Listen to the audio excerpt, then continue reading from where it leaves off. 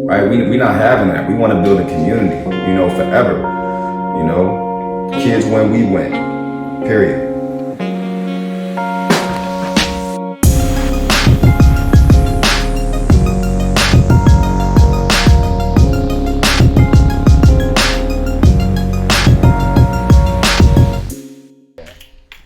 All right, we back. Class in session. Welcome everybody to another episode of A.M.University. Feel like we ain't been here for a while, but it only been a week. I'm your host, Antoine Miller. We on episode 45, I believe. 45. That's an easy one. Yeah, come back. That's only 45 I could think of, but that's an easy one. What up, Wayne? What's going on? How you living, bro? What's new? Chilling. I'm just chilling. You just chilling? Yeah. Totally random. Did y'all see Jeff Bezos gave Van Jones $100 million? Not for what? I ain't confirmed this ever is true, but they said he just gave him $100. Said he could do whatever the hell he wanted to do with it. He'd come this way with it then. I just thought that was. What you think about the NFL that's true. implementing the Black national anthem for every song, every game? That's already happening, or are they talking about this season coming up? Was it lift every voice and sing? I don't think nothing. I heard that. I heard the joint about the COVID. If like somebody got COVID, they got to forfeit the game, something like that. That sounds like the NFL. That's whack. They got. That's whack. But they still gonna play the national anthem too. But they gonna do the That's lift whack. every voice and sing first. And it's whack because I don't really trust anybody that's doing everything now for black people. Like y'all been in business for 100 years. Roger Goodell. He's a smart guy. Very smart. That's why he get that $10 million a year from them owners, because he knows what he's doing. Yeah. He serves them, and he's very good at it. But I'll take that. I guess it's overall it's an okay thing. But Start from somewhere. yeah, I guess. Chuck Richardson, what's up, brother? I'm good, bro. I'm good, man. I'm on the couch, man. Huh? I'm on the couch, man. How you been, man? I've been good, man. Staying out the way, man. Staying in my lane. You looking nice and tan? Yeah, Getting around? Life is good right now. Life is good. Okay. I can't complain, bro. That's what I want to hear. That's what we're here for. All right, so you're a former Camden High basketball coach. You're a former state trooper. Now, so I got a very important topic that, again, everything we do, I always say this all the time, it equates to kids. And in this situation, in Chuck's situation, he had an allegation brought upon him that, to me, overall, whatever happened, right, it's a great teaching point for anybody, especially kids growing up, right? Because, and I'm not even just talking about Chuck's situation, I think a lot of times we'll get a job, we'll get a position, we'll have something happen in our life, and for some odd reason, we just think that it's gonna be there for life. Like, can y'all agree that happened to y'all with a woman or anything? Yeah. And then there you go, whatever. Like, we think it's gonna be there for life, and then it's taken away from us, and we just like, wow, like that really can happen that quickly. What's next? Yeah. Even more importantly, what's next, right? So Chuck went through something. I'm gonna let him tell his story about it real quick, and actually, I just want to go from there. So just briefly tell us what happened to you when you was a state trooper for New Jersey, the allegations and the fallout from it, and we'll just piggyback off of that. All right. Well, I was accused of not just myself, but it was several of us. We were accused of harassing female motorists, on our station areas. Me, I was on the expressway. My classmate, he was on the parkway, and we had another individual. He was in his station area. But obviously, here in Camden, we only heard about me, not the other state troopers. But I was falsely accused, and that it was a hurt piece, bro. It was, it was a hurt piece because I became comfortable with them. You know what I mean? I I put my guard down. I thought that, nah, it won't happen to me. You know what I mean? Not saying that, these accusations won't happen, but saying that whole, like, because I come to work, I do my job. You know what I mean? I walk this straight line. I'm a pillar in my community. I coach Camden High basketball. I'm always giving back. So, like, for the most part, my record is flawless. You know what I mean? And I let my guard down when I thought that I could be one of them. You know what I mean? When I failed to stay true to myself in a sense, whereas though that no matter what I say or do, I will never be looked at as equally from their view. And I stayed true to myself because I still lived here in the city. I still gave back, and they hated that.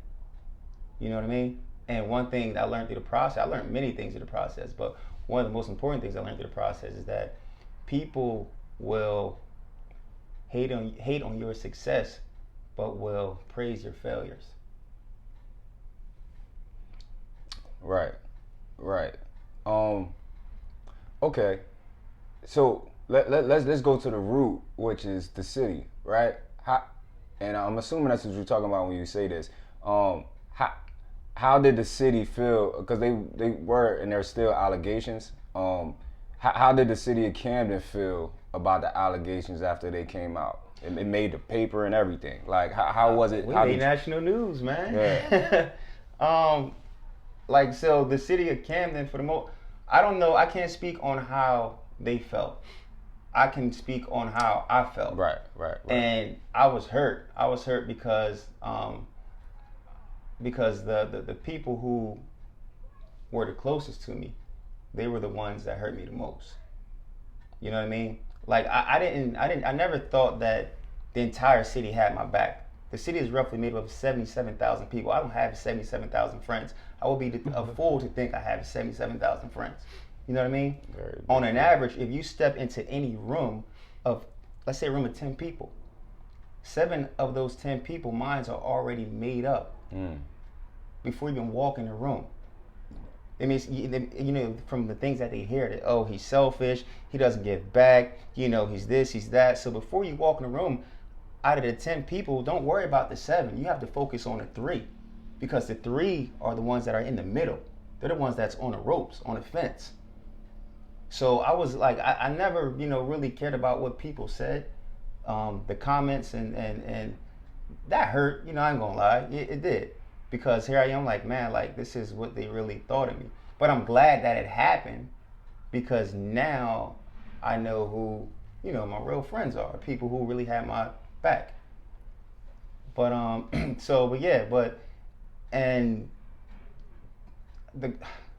they really took the rug up under me when they said I couldn't coach anymore. Because if anybody who talk knows about me, it, and I didn't mean to cut you off, but that's kind of what I meant from the first question on how did Camden feel about it. Yeah. Because in a way, with the coaching position at Camden High, but go ahead, you tell it. because everybody know me. They know, like, that's my passion. Like, I love coaching basketball, especially at Camden High. And I was awarded this opportunity from Coach Bird. Me and you, we talked about this years ago. I'm like, Twan, just come up to the practice. You're like, yo, I got to work.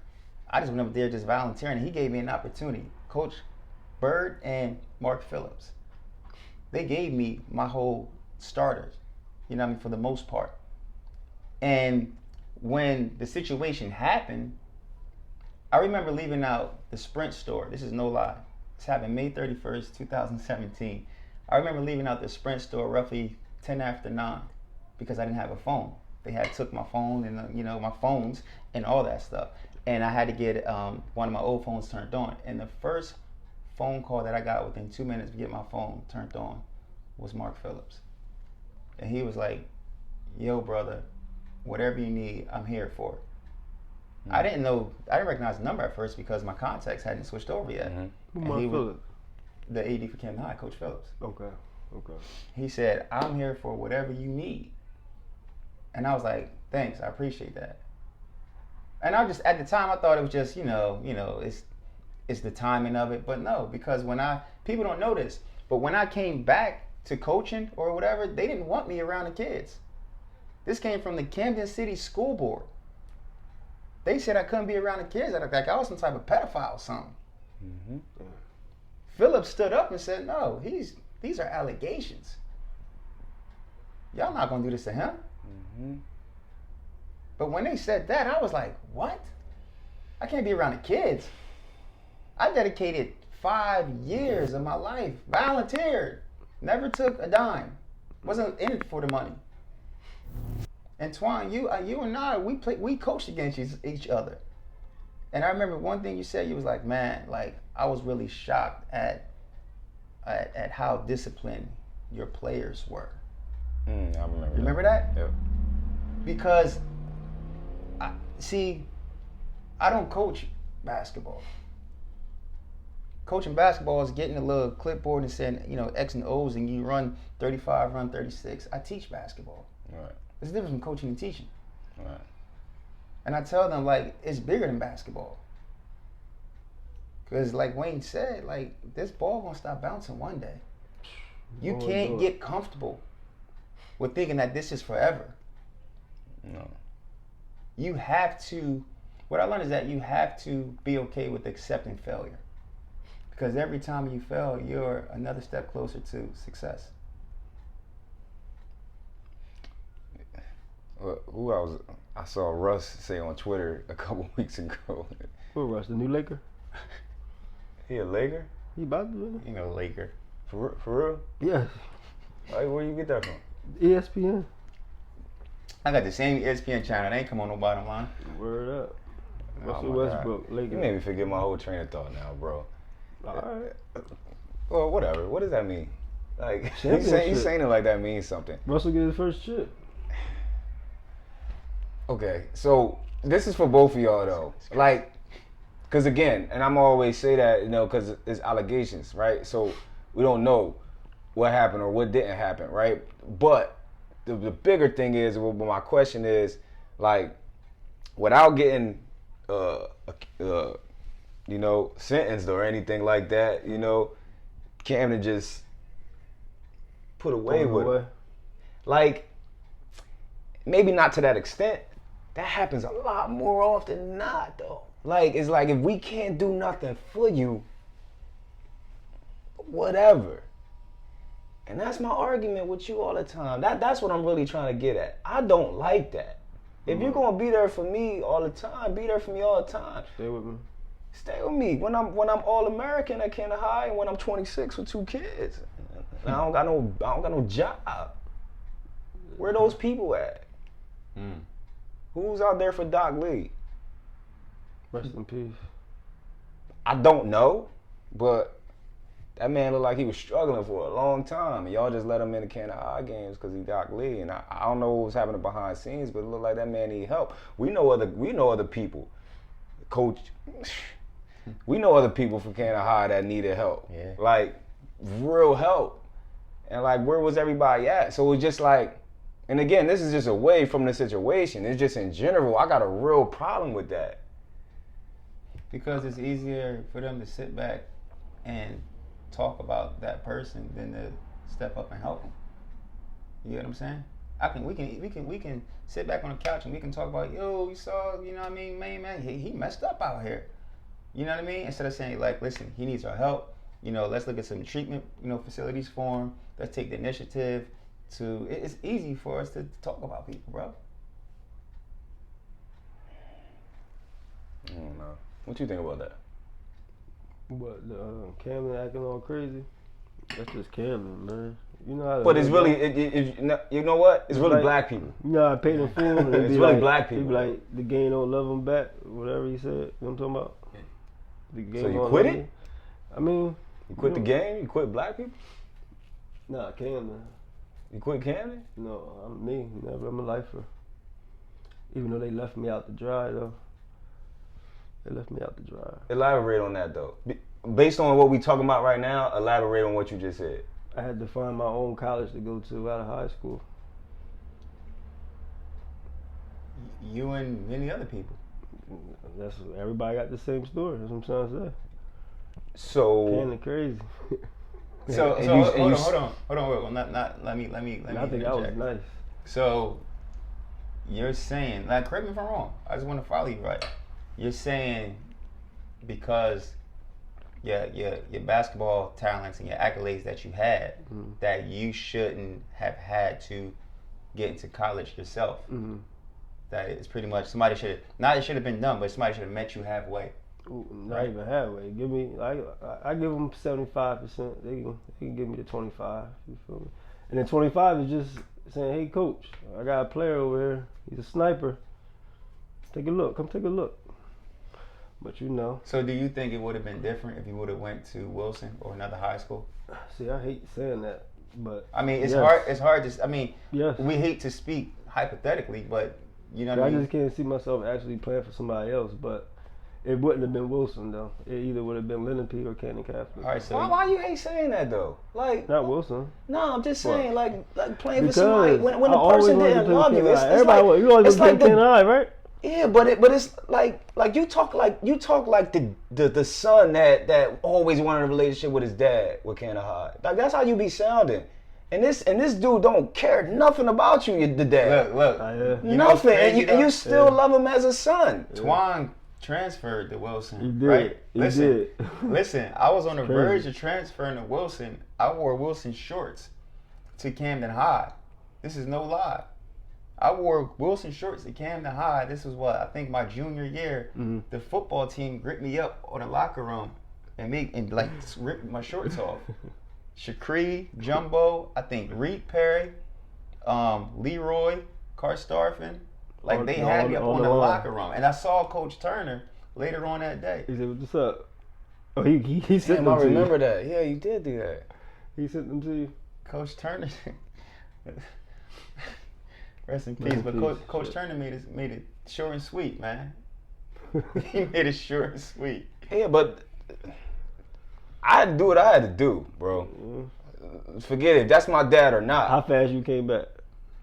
You wanna watch? You wanna watch that? How fast I came? Why did I have to come? What do you mean? You act like I did on my own. You think I want to be in East Camden and play with them? Man, I stayed. And y'all was cool. I mean, I'm talking about as basketball players. Y'all was alright, but I didn't want to be there with y'all. Like it felt like I was in a whole nother state. Like it felt weird, but I want to play basketball. Yeah, right. At the end of the day, like my dad over there at Canada High, quote unquote, is on some other stuff, bro. So I guess I gotta grow early. Like that's what I mean. Man, I just waited till practice was over. I played at the YMCA. Got my playing time. That's whack, bro. I Like, stayed at Camden High because we was going to Puerto Rico yeah. our senior year. Yeah, Matter of fact, we was on the same squad. Yeah, right. Yeah. Like, you know what I mean? I still got my shirt. I was gonna wear that I shirt. still got my today. shirt. I got everything. I was gonna wear that shirt. I today. still got my practice penny. I was gonna wear that shirt today. That's funny. Hey, I don't even want to talk about that You stuff. still got your Puerto Rico shirt? We got a shit. But it's crazy You because probably didn't get me a hold shirt. on, it's crazy because you ain't never like. You probably didn't get But me a see, shirt. you was one of the stars though, so you ain't get in trouble. Like everything, you was gold. Like I got this much of playing time, and I got in trouble all the time. All the time. All the time. We went to Puerto Rico. Coach Turner said, "Don't go to the beach." Right? We all went to the beach. 8 of us came right back You in know the you got in lobby. trouble. He was the only one. I was the only one he called back. He said, "Hey, you cocksucker!" Didn't I say don't go to the beach? I'm like, "Yo, you don't see the rest of them in the Everybody else elevator, just wiping walk the right sand past and you. stuff off them." Like I remember these things, bro. I remember we played Pennsauken. You remember we played Pennsauken, right? When we came back from Puerto Rico, we went to IHOP right there in Audubon. Me, Cass, Murray, and Kev Payton. Cass was driving.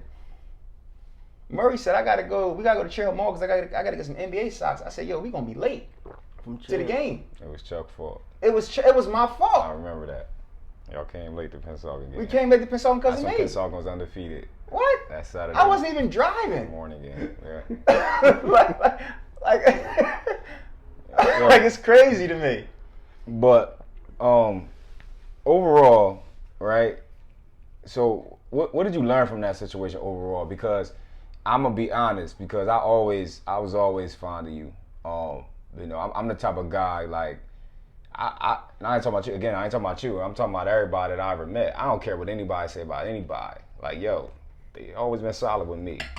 So until they crack that, I don't got no problem at all. I don't care if they murder somebody. I don't know anything about that. They solid with me. You always been a solid guy with me.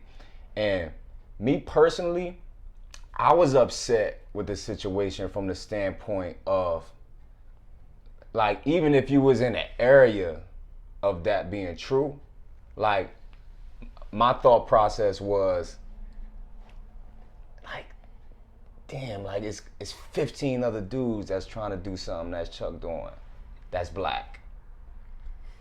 Like, so even if he not even did it, even if he played with it, even if he was in the area of anything that they trying to say, it's like, we got to mantle the whole, like, we got to mantle the whole. And that's kind of like what I be saying with you about coaching, and we talk off air, I ain't got to say it on there, but it's like we in a different spot. You know what I mean? So, like, and I'm not saying by any means that is easy, like, but. It's a thin line you got to walk. Yeah, like, it's people looking at us. Yeah, absolutely. With everything we do. I agree. You know, so. Let me cut you but off. go ahead. So it's this, you know, Camden High games are obviously packed, and I remember after the situation happened, probably a couple days after, some older guy, I never really knew his name, but I know he, you know, I recognized him from Camden High games, and he pulled up on me on 8th Street, and the first thing he said, "Hey man, what you out here doing?" I said, "What?" Now remember, like, I'm furious. You know what I mean? I'm like, I'm out of it right now. I just see red. Like, "Hey man, what you out here doing, man? You out here making us look bad." Keep in mind, he's like late 50s. So I go, "Well, what do you mean?" He goes, "Man, you out here, man, harassing girls, man, trying to get dates and stuff like that, you know, John." I said, "Yo, what are you talking about?" "Oh man, I'm in the barbershop, they talking about it. Oh, you on the news? You in the newspaper?" I'm like, "What?" Like, how about you ask me, "Yo, how you holding up? You okay?" You know what I mean? Listen, young fella, I'm here for you, whatever you need. The tear down was just so quick. So I was just like so upset at this point. And then, like, no lie, a couple hours after this, I just picked my kids up from daycare. I get to the stop sign and a car is passing me. You know what I mean? I let him turn on the street to come on, you know, to come down. And he rolled his window down and said, "Yo, man, what's wrong with you, man? You need some ass that bad, man. You gotta harass these girls?" And without even thinking, I jumped out my car to open his car door. Because now I'm getting dragged him out the car. And it wasn't until I heard my kids crying, I'm like, "Yo, what am I out here doing?" Like, that goes back to that 10 people in the room and the 7 people, minds are already made up. So just focus on the 3. Like, so meaning I'm wasting my time trying to explain to a bunch of nobodies what really happened. These people don't have a heaven or hell to put me in. And I'm sitting there like, no, let me tell you, this happened. No, let me tell you. But yet their mind is already made up. The narrative is already there. So I had to realize that stop trying to be accepted by people. Will Smith said it best. He said, "We buy clothes we don't like with money we don't have to impress people we don't even know. Just so we can feel accepted." Ego. For facts. And I just wash my hands with it. Like, you know what? I'm not even worried about it at this point. You know what's so ironic? Today makes 4 years since my mother passed. So this happened May 31st. Here we are, July 22nd. So roughly almost close to 2 months after this situation happened. Once my mom passed, that was it. Nothing else mattered to me. Your opinion didn't matter. The numbers that the state was throwing me at me didn't matter. I was facing anywhere from 5 to 18 years. So I said, "All right, come on, show me what you got. You got all this evidence, like, where is it?" As time went on, things started fading away. The case started to get weaker and weaker and weaker. And people don't know this. Well, I'm going to say people don't know this, but most people may not know this. But the average, price to go to trial was over $50,000. And that's with a good lawyer. What I was facing, I was close to $75,000, $80,000. I don't know about you. I don't know about you, Wayne, but I ain't got $75,000, $80,000 laying around. Nah. That's why the plea bargainings are so high. So as time went on, and they didn't have this, and they didn't have that, and everything they accused me of, they didn't have none. They didn't have any of this.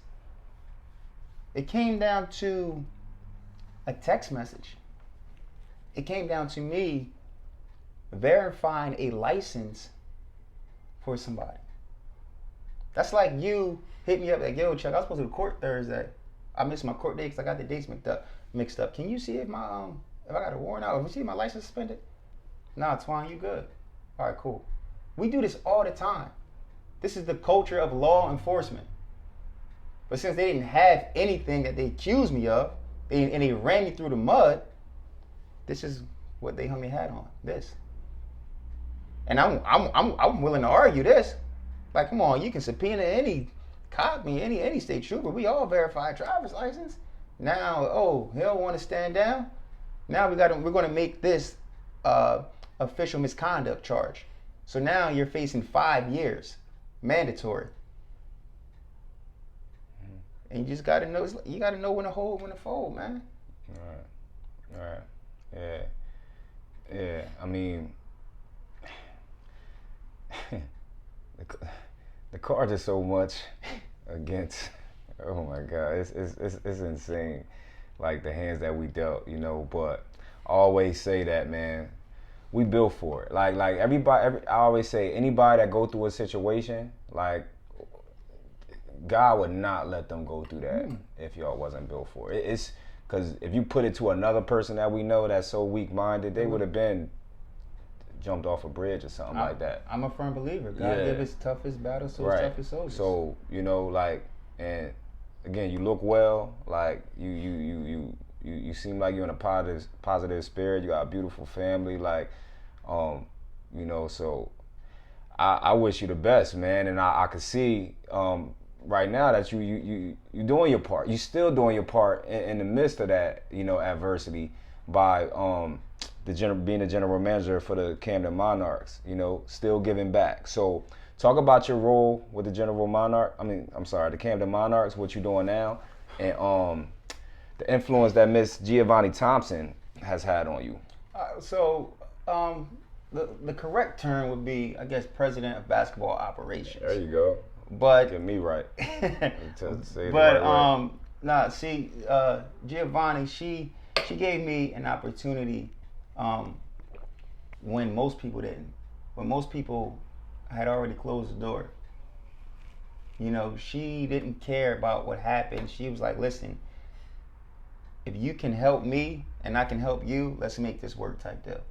And it kind of like brought back that same scenario of Coach Bird, you know, when he gave me an opportunity when other high schools didn't. Mm-hmm. And so, you know, from that point on, she just pretty much put me in the right position, you know, to learn about not just basketball, but the business aspect of it.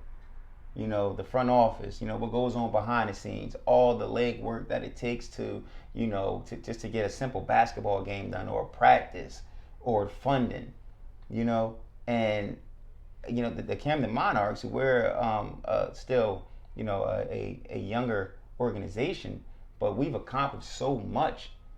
We're coming off this Pro-Am Summer League.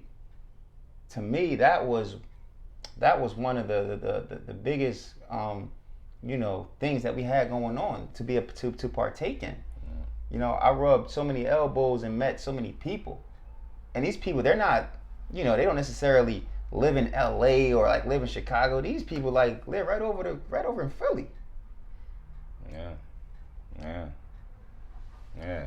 So again, man, like you know, Giovanni Thompson, man, I'm appreciative of all the, you know, I could say names for days. I'm appreciative of all the people that's still doing the work, you know, especially in the city of Camden, regardless of what's happening around us, whether positive or negative, man. I'm appreciative of workers, you know. And again, as long as I've known this man, he's been a worker. You know, he gonna get to it. You know, so I appreciate you coming on. Wayne putting on performances out here. Nah, it's you, yo. I mean, damn, Wayne. No. I ain't gonna lie, I was shocked myself, bro. Like the way you came to me early that morning, I'm like, this guy, man. And then you going from the hot dog stand, bro. What's up? Yeah, that's funny. What's up, man? Yeah, man. Huh? Like riding the bike, right? We gotta see somebody soon? Yeah. Who we gotta see, Wayne? What is it? Shaq Lonell and Who? Chauncey Gillups. Who that? Gilly and Wallow. Oh, I was about to say, I thought you were crazy. talking about somebody else. Wayne said we gotta see Billy and Wallow, man. Oh, So- hold on, real quick. See, you I'm got it. gonna let some out the bag. You know, my whole situation, I'm actually writing a book that's almost finished. That's what it And is. last week we got a call, from a production team that this whole, episode's going to turn into a movie, man. We going to start a production. Look at God. Look at God. Oh, matter of fact, you know what? Let me put this on here too. Oh, Camden Elite is coming very soon. Better than ever. We got some big surprise for y'all. Ain't nobody in the region doing what we doing for AAU and travel basketball coming up. I can promise that. So I'm gonna let y'all know the registration dates and how to register. But Camden Elite is coming back this fall, starting September. I advise y'all to be a part of it. All right, that's all I got. Camden Elite. What the uniforms look like?